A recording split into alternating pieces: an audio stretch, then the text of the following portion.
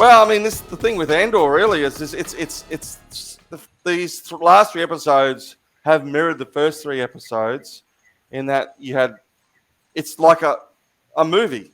Yeah. So after they escape from the home planet, they set up in episode 1, build it up to episode 2, delivered on episode 3 in a major way. Again, the intensity was crazy. Yes. Yes. It wasn't even the most imaginative, creative heist. Like usually they've got lots of twists and turns. This one didn't have a lot of twists and turns. Very straight to the point. But you were just on edge at the whole time. Really wanted to see that fat bastard get shot. The beard, but he didn't. Even though he had his kid and his wife there, you kind of had the impression that if he did get shot, he'd be doing those guys a favor, and they probably would enjoy it.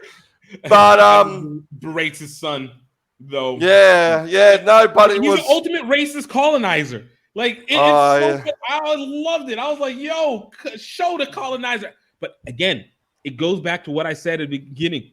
The most interesting part of Andor to me is how the Empire runs. I literally enjoy the economics, the colonization, the insensitivity, the distrust amongst their peers. Like the Empire intrigues me in this show. The Rebellion is cool, quirky group of people. I think they're more. I like this little band of. I like this band of people, and I like the betrayal at the end.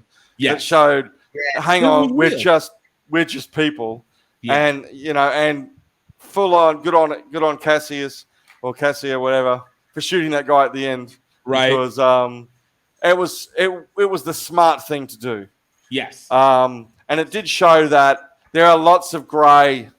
There's lots of shades of grey, including when you see some of the Empire guys, out there watching all the stars, and you go, whoa. I expected them to put on their 3D glasses at one point, and go, whoa.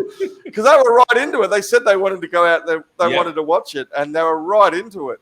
So it shows that there's shades of grey there between, everyone hates the Empire, they're the killer bureaucracy, they're all this stuff. But there's a couple of, someone pointed out that when they put the gun to the kid's head, when the rebels put the gun to the kid's head, that guy turns around, one of the Empire guys pulls the gun out to try to save the family. So, again, but yeah, you're right. It's when the group actually breaks into it, they kind of take us further into that world. Yeah. But also I thought that the natives were interesting. I love the fact that when they came marching up, the first 2 or 3 of them were bright red hair, had like total ginger nuts. It's like, they remind me of like Mongols or Kazakhs. Kazakhs especially for me. When you see them, they're definitely this kind of mixed race. At first, I thought they were all Scottish, because they were all ginger. But then you see more; they look more like people from Nepal.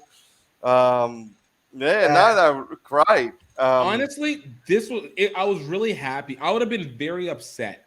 I would have been disappointed, not upset, if they had been able to speak the same language as the Empire people. Yeah. I was really happy that they spoke a different language, which is a sign of our times now, because in the past it wouldn't have ever happened. But now, so it created like why there would be the obvious dissent because they're colonizing their planet, and then of course the disdain that that group of people has for the Empire, even though they're going to it. Yeah. But again, bro, I love learning about the evil, like literally what makes the Empire evil. Like when they talked about, we allow them to come up to the temple, but we definitely set up things to manipulate them to lower their numbers. I love that because it makes it make sense. It's not your pure evil. It's your pure evil with purpose. Like, I want your purpose. Even stealing the credit. Like, I love the idea that they had to steal credits from the Empire. One, now that I understand what credits actually are and the physical format of them. Yeah. But 2, now it makes sense how the rebellion can build spaceships in numerous numbers to be able to create a war. It never made sense before. Why it's like, how are you able to afford? Like, how does this all work? Who's getting these materials? Like, it's the nitty gritty detail, but they didn't make it boring. And I'm just like, I adore this. Adore this. It's funny you mentioned the credits, because what the show does really well is do something that, again, no one has done yet in the Star Wars universe. A very simple thing. So it explains what a credit is actually worth. So if you remember way back at the planet, when Stellan Skarsgård meets Andor, he says this is for 40,000 credits, and you think, oh, the way they're acting, oh, that's a lot of money. That's a lot of money. Yeah. And then you see them on the ship. They get away, and he says, "Look, I want you to do this job as a mercenary." He's 200,000, and you see his waist light up, and you're thinking, oh, "Okay, that's like $200,000 US dollars, or okay." And then when they park their asses down in that doctor's place, and the guy says there's 80 million credits there, you're going, "Oh, that's a lot of credits," because we've got a feel for what that's worth. That's a whole payload for a sector, and now you've got a tangible idea. And what my immediate thought, and one of the reasons I think that Cassius shot the guy, was that money is blood money now, and you're right, it's probably going to find its way into the rebellion's hands so they can buy things and set up the X-wing fighters and stuff. Yeah. But it's like I don't know if you've ever seen No Country for Old Men. Of course. When you steal money, that money. I think Cassian knew that, and that's why he shot him. Because first of all, he knew that he had no morals, and and what makes them distinct is this guy came out at one point. Cassian just said, "I'm doing this for money, right? I'm being honest. I'm doing this for." This guy lied the whole way through about a brother and all that shit, and then Cassian realized, if me and this guy run off with this 80 million, he's gonna turn around and shoot me in the back. So let's just shoot this guy. Let's shoot him out and just be done with it. And then he walks in. I love that. It was something that because even in my mind, I was like, yo, this guy can't live. Like, and this is where I go back to whenever people talk about Disney and to worry about how far they go. I don't think this is not the Disney of the 90s where you had to maintain the brand of happy, friendly, total.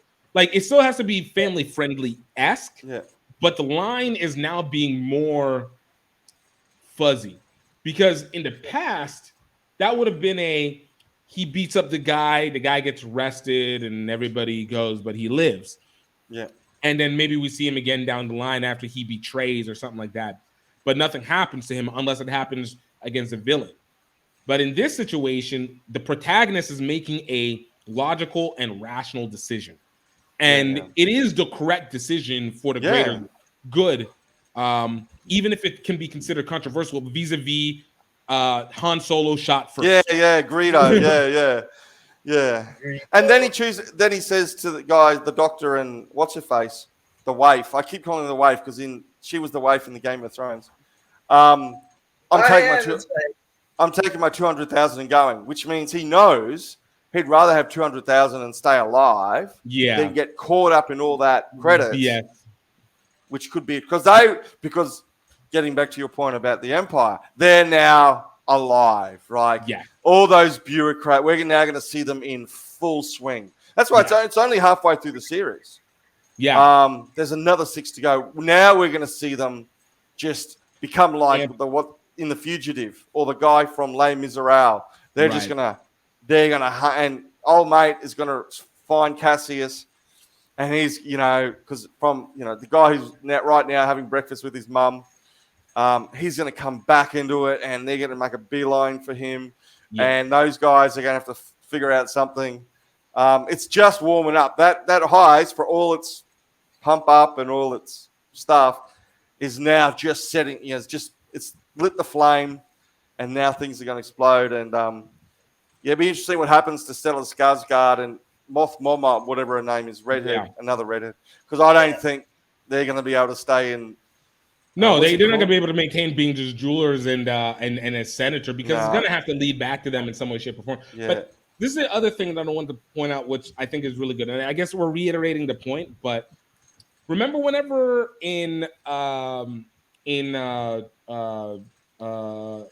Star Wars 1, the actual episode 1, and it was the first time that we learned about the metachlorians, and everybody was just like, "Oh, why would you put a number on this? Like metachlorians, now just the ethereal." But you needed metachlorians to appreciate credits, because I don't think, because even think about it, if we take it as the Empire for these first 6 episodes, the Empire is a moving entity with a magical being. Yeah. Now I can look at the Empire, I can be like, I could see how people would be like, I don't understand. I don't know who Darth Vader is.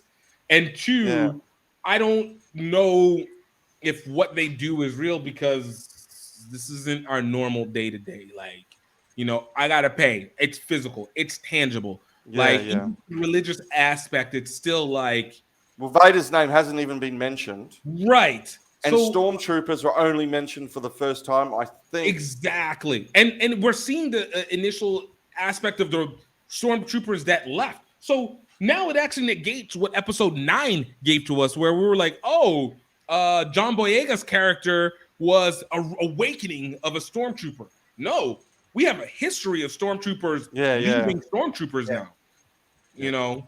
And so it's like,